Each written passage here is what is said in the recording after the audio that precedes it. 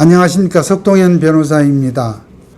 최근에 일본이 한국 기업에 수출하는 반도체 소재 부품에 대한 수출 규제로 인해서 기업들이 큰 타격을 이렇게 겪고 있고, 그와 관련해서 지금 정부가 앞장서서 반일 정서를 자극해서 일본 제품 불매운동, 일본의 안가기 운동 등 이러한 지금 국민들의 반일 감정 자극으로 인해서 많은 논란이 지금 계속되고 있습니다.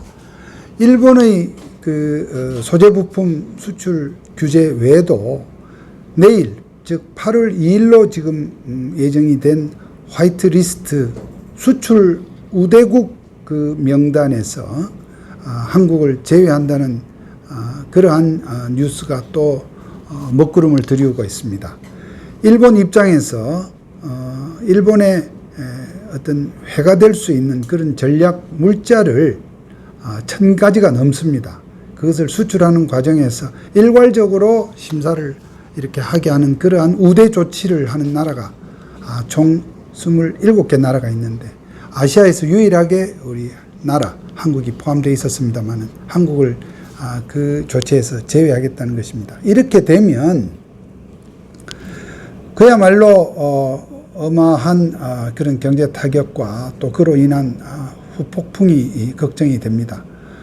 많은 기업인들의 걱정하시는 부분은 일본에서 이와 같은 전략물자라니까 무슨 어떤 전쟁 물건이 아니라 중요한 그런 우리 기업에 있어서의 어떤 중요한 부품들이 많이 거기에 들어있는데, 이것이 화이트리스트 배제가 만약 현실화되면 기업들이 아예 거래 자체를, 일본 기업이 말이죠, 우리 기업과 거래 자체를 중단하지 않을까 하는 그런 우려를 하고 있습니다.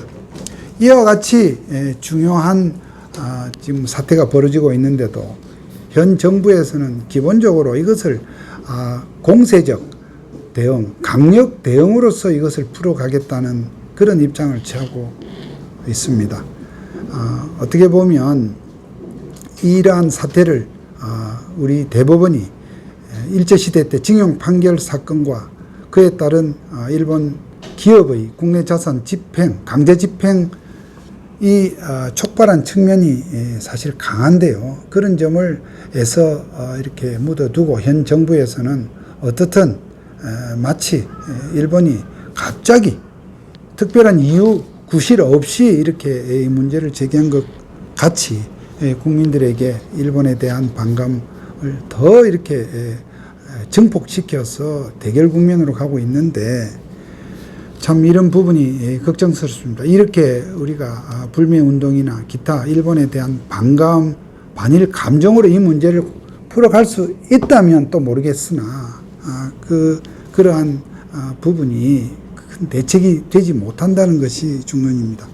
특히 내일 지금 일본이 예정하고 있는 화이트리스트 배제는 이제 법적인 측면에서 보면 일본이 수출무역 관리령을 개정을 한다 하는 내용인데요. 이와 같이 법령을 개정할 경우에 일본의 어떤 그 법제도 운영의 관행이랄까, 그간의 실태를 보면 우리 한국에 비해서 굉장히 경직된 행태를 과거서부터 보여주고 있습니다. 즉, 한번 법령에 어떠한 내용이 반영이 되면 바꾸기가 우리나라의 어떤 그 법령의 어떤 그 정비보다 몇 곱절 어렵다는 것을 저는 지난 30여 년간의 이 법조 경험을 통해서 잘 알고 있습니다. 우리는 그만큼, 우리도 물론 때로는 더딘 경우가 있습니다만, 그래도 우리는 법령의 정비가 비교적 좀 빠른 편에 속합니다. 일본은 그것이 뭐 설사 문제가 있고 불합리한 점이 있다 하더라도 한번 정해진 바꾸기 어렵다는 것 때문에 내일 화이트리스트에서 한국을 배제하는 이와 같은 수출무역 관리령 개정은 매우 큰 그런 위기 상황입니다. 이와 관련해서 어제 그제 의미 있는 두 가지 그 사건이 있어서 제가 오늘 그 말씀을 좀 드리려고 합니다. 우선 한 가지는 현직 부장 판사가 이번 일본의 수출 규제 사태의 촉발의 계기가 된 대법원의 일제 징용 사건 판결과 그 집행에 대한 문제점을 조목조목 그리고 아주 냉철하게 지적한 부분입니다. 부산지방법원에 근무하는 김태규 부장판사인데 김태규 판사의 지적을 우리 일반 국민들 수준에서 이야기시켜 제가 간략히 소개를 하자면 이렇습니다. 작년에 대법원에서 일제징용 판결 청구를 받아들인 것은 사실은 1심과 2심에서는 그 원고의 청구를 법원이 기각하였던 것입니다. 그걸 대법원이 뒤집었던 것인데요. 이러한 대법원의 그 뒤집은 그 판결 중에 이 김태규 부장판사는 몇 가지의 문제점을 제시를 합니다. 한 가지는 첫 번째는 소멸시효 문제입니다. 소멸시효는 우리가 어떠한 개인의 어떤 권리도 대략 한 10년 정도입니다. 그런 기간 동안 행사되지 않으면 더 이상 그 권리를 주장할 수 없는 제도입니다. 이 일제징용 사태, 징용 당시의 어떤 그 피해를 지금 배상을 주장하는 것은 우리가 대략적으로 보더라도 60년, 70년 전의 일을 지금 청구하는 거 아니겠습니까? 이와 같이 60년 이상의 세월이 흐른 것을 지금 일본 기업, 또 그 기업도 60년 전 그 기업과 과연 지금 현재 그 상대방으로 정한 이 기업이 과연 동일한지도 의문이 있습니다만은 어떻게 그렇게 주장한 것에 대해서 대법원이 받아들인 것은 그 민사법의 대원칙, 이 소멸시효에 반해서 그야말로 이런 권리가 아직도 살아있다는 다소 일방적인 해석을 내린 것입니다. 논리는 신의칙상 이러한 권리는 소멸되지 않는다는 것인데 우리의 이러한 일방적인 법 해석으로 일본에서는 받아들이지 않는, 즉 상대방 피고의 관점에서는 도저히 수용할 수 없는 그러한 판결을 내린 것이 법 원칙과 반한다는 것이 첫 번째 지적이고, 두 번째 지적은 과연 그러면은 현재의 지금 이 피고가 된 이 기업이 60년, 70년 전 그 기업에 대해서 과연 그대로 채무를 승계하느냐. 즉 예를 들어서 우리나라에 지금 오래된 기업이 있죠. 삼성이라든지 LG라든지 있습니다.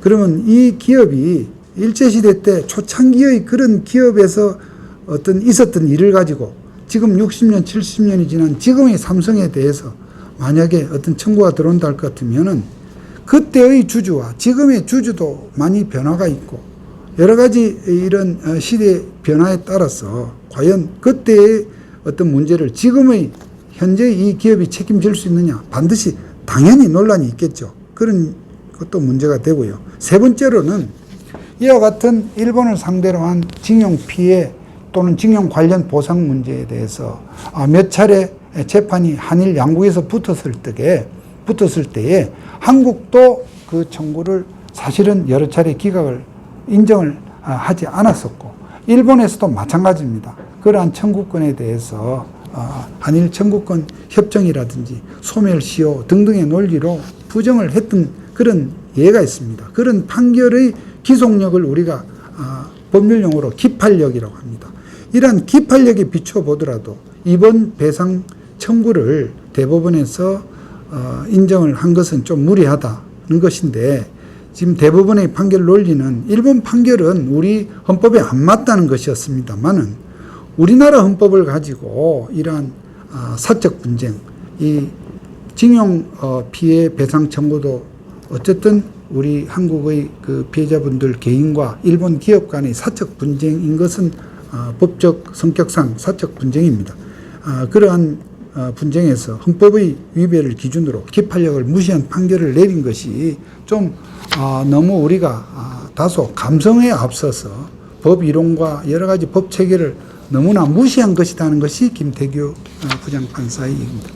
지금 이번 사태 이후에 조국 전 수석을 필두로 지금 현 정부나 집권 세력이 취하고 있는 입장은 뭔가 이런 대법원 판결에 문제가 있다고 지적하면 친일이고, 또 우리 쪽에도 다소 이런 문제가 있다, 그러니 일본하고 외교 정무적인 협상을 하자고 하면 또 매국이고 이적입니다.